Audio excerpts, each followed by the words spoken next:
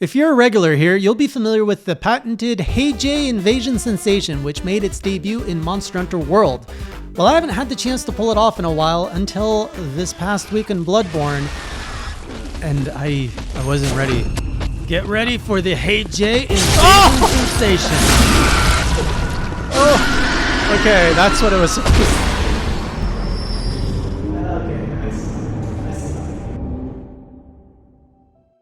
Welcome back, Classy Crew, to another Bloodborne journal as I venture through Bloodborne trying to kill all 22 bosses, and as I have learned, that includes the DLC bosses, much to my misfortune. Last time when I left you, there were 11 bosses remaining. Today, there are 9 left.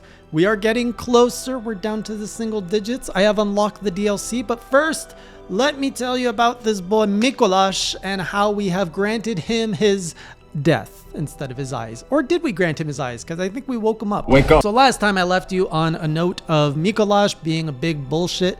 And I have to say, if there's one thing I'm seeing consistent with From Software game, and I have to give them props to it, they somehow nail the feeling of the first time you meet a boss, or at least the first time I meet a boss, I am overwhelmed. I'm just like, how am I ever going to kill this? It is overwhelmingly impossible. This thing is disgustingly hard. How am I going to beat it?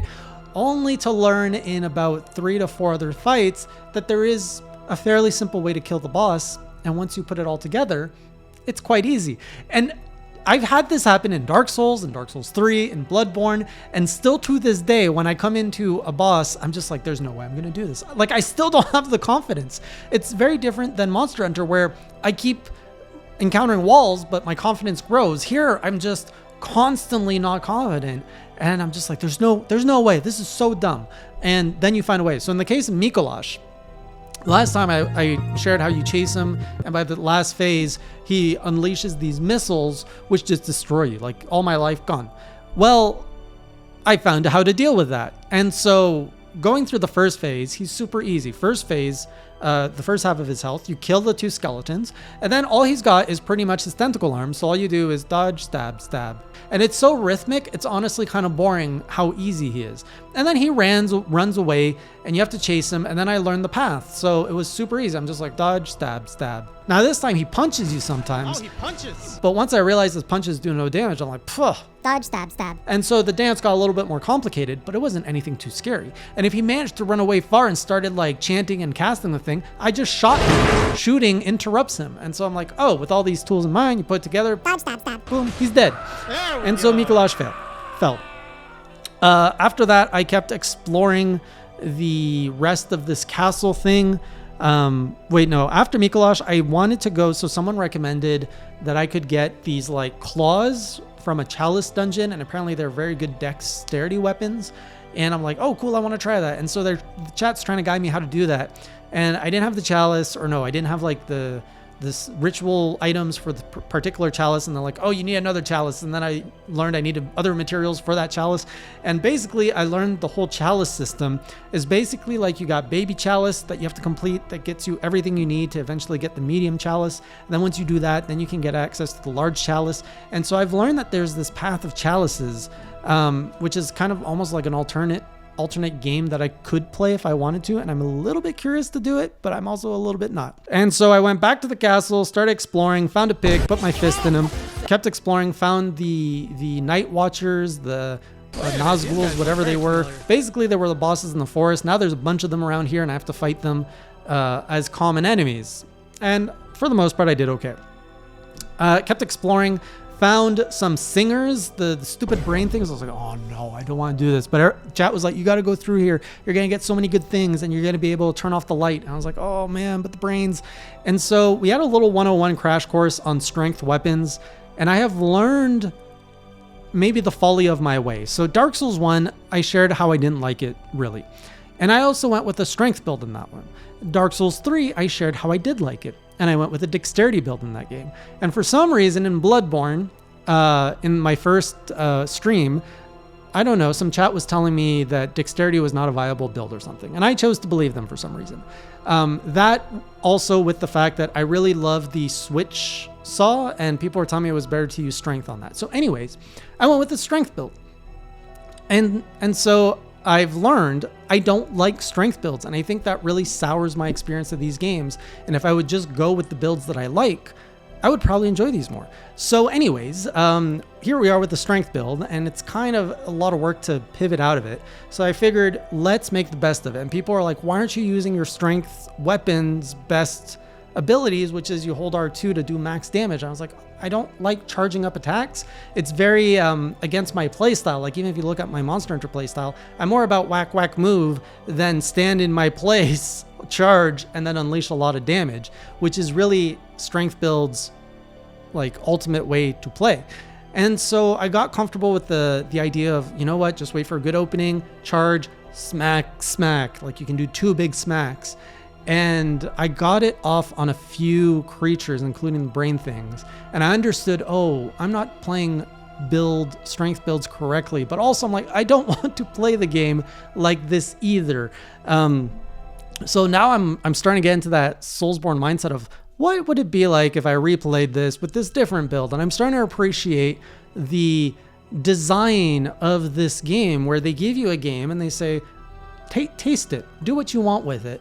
And then when you get to the end of it, they make you wonder what it's like to go through it with a different build and stuff. And now I'm starting to get that like little itch of, what would it be with an arcane build? What would it be with a dexterity build? How different would it be? So anyways, learn how to do that. Which let me deal with some enemies in a little bit easier fashion. Found a big brain. I think this is the one that was causing light everywhere. And I broke the chains and I sent it down into the pit. It was so satisfying. I think I killed it. I'm pretty sure I killed it. It screamed on the way down. It was very satisfying. And then we went up to the next boss, which was Mergo's Wet Nurse. And I have to say, I don't like the word wet nurse, and I understand that it is a common term in society, that a wet nurse is a nurse that takes care of a baby, as far as I know. But why wet nurse? Why don't we just call it a baby nurse, or an infant nurse, or a toddler nurse? Why's it got to be a wet nurse? Because a wet nurse suggests that there's such thing as a dry nurse. So anyways, the wet nurse was one of those bosses that I'm like, what the heck? So I approached it slowly, and I'm like, okay, this thing's a lawnmower. It's slice and dice. I stay away, I get close, and for the most part, I wasn't on top of this fight until it divided into 3-4 of itself, and I'm just like, what? Off camera, slice, slice, slice, and I'm dead. I was like, oh, how am I going to fight this? This is impossible. It comes at me from every direction. Once again, confidence down into the ground. And then someone's like, just don't lock onto it, run around. I was like, okay.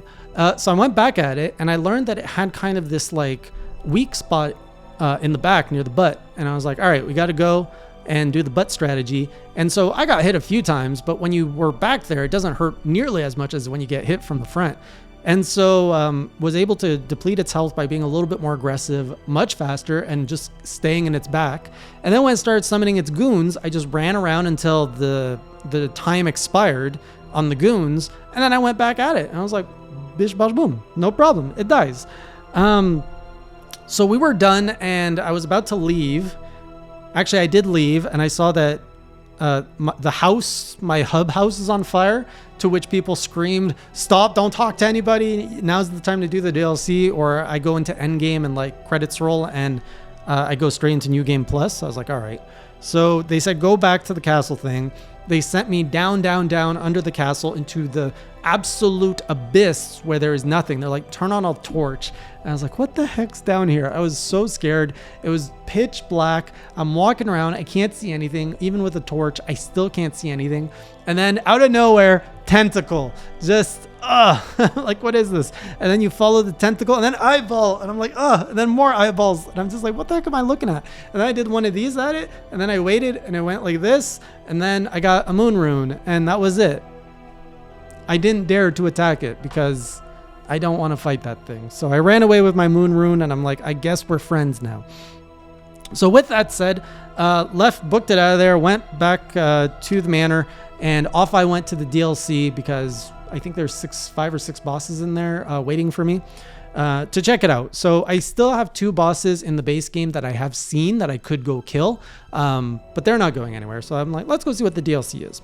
And oh man, the DLC is such a treat. Like, I've made it all the way to the first shortcut. So I've made it without dying too. I'm so shocked because everything I come across, I'm like, oh, that looks scary. I'm just taking my time, dodge, killing everything. And I made it, unlock the shortcut from the whole section without dying, and I felt so freaking accomplished. I even killed this thing that had the blades on its arms, which I'm like, oh my god, I do so little damage on this thing, but I killed it without dying.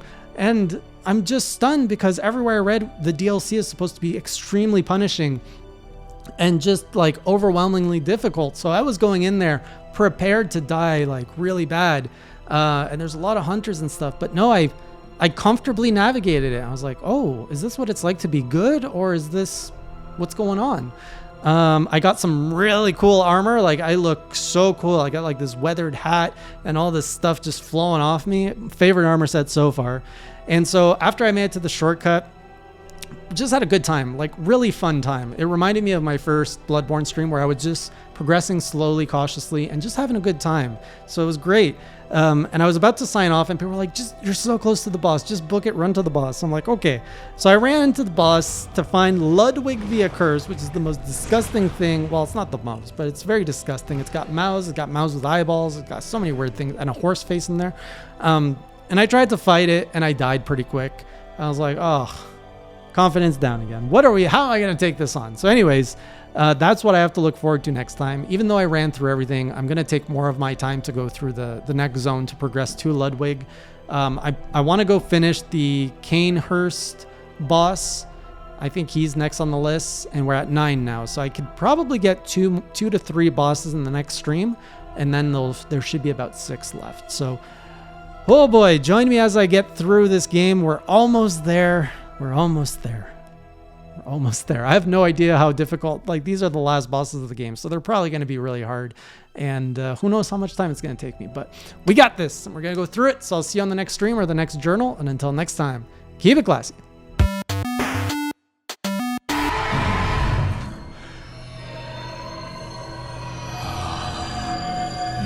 were at my side all along, my guiding